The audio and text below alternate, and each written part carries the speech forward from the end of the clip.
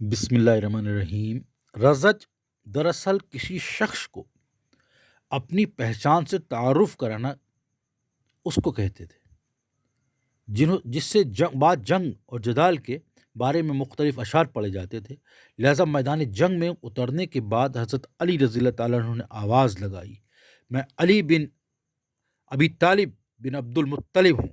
پھر انہوں نے مشہور شاعر عمری القیس بن حضر القندی کے مشہور قصیدے کے آخری اشعار پڑھنا شروع کر دیے۔ عمری القیس کا شمار ارباب معلقات سبعہ میں ہوتا ہے اور تمام عرب دانشور اسے عرب جزیرے کا سب سے بڑا شاعر سمجھتے ہیں۔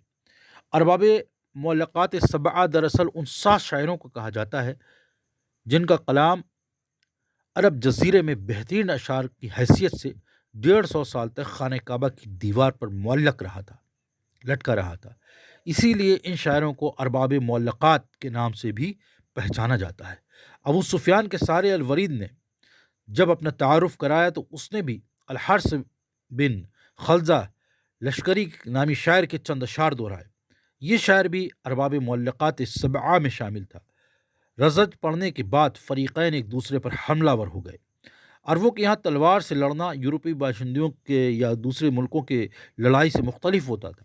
جب کوئی غیر عربی تلوار ہاتھ میں تھامتا تو اس کے اگلے حصے یعنی تلوار کی نوک کا استعمال کرتا ہے۔ لہٰذا جو یورپی یا دوسرے علاقے ہیں ان کی شمشیر زنی کا فن زیادہ تر تلوار کی نوک کے استعمال سے ہوتا تھا، لیکن عرب باشندے تلوار کا نچلا حصہ استعمال کرتے تھے اور لڑائی کے میدان میں تلوار کی نوک زیادہ اہم کردار ادا نہیں کرتی تھی۔ کچھ لوگوں کا خیال ہے کہ عربوں کے یہاں شمشیر زنی کے خاص قاعدے موجود نہ تھے، حالانکہ ایسا نہیں ہے۔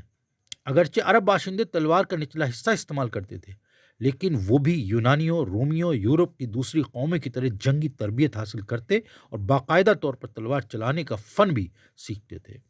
ایسی جنگوں میں ڈھال کا صحیح استعمال بہت اہمیت رکھتا تھا، کیونکہ تلوار کے وار سے بچنے کے لیے ڈھال ہی بہترین ذریعہ سمجھی جاتی تھی۔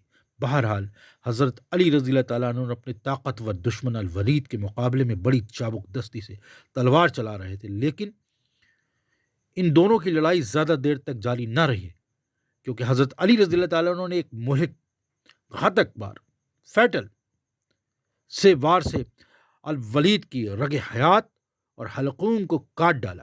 وہ لڑکھڑا کر گرا اور چند لمحوں کے بعد اس کی بے جان لاش زمین پر پڑی ہوئی تھی۔ حضرت حمزہ رضی اللہ تعالیٰ عنہ نے بھی اپنے مقابلے میں آنے والے کو موت کے گھاٹ اتار دیا، لیکن مسلمانوں کے تیسرے مجاہد حضرت عبید بن حارث رضی اللہ تعالیٰ عنہ جو ابو سفیان کے سسر سے لڑ رہے تھے شدید زخمی ہو گئے، لیکن آخرکار انہوں نے بھی اپنے دشمن کا کام تمام کر دیا۔ اس طرح تینوں مسلمان مجاہد فتح یاب ہو گئے۔ مسلمانوں نے اس واقعے کو نیک فال سمجھا اور ان کے حوصلے بلند ہو گئے۔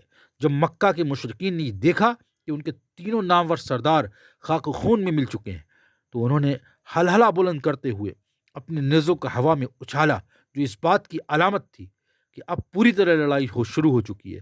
پھر وہ شدید حملے کی غرض سے مسلمانوں کی طرف بڑھنے لگے۔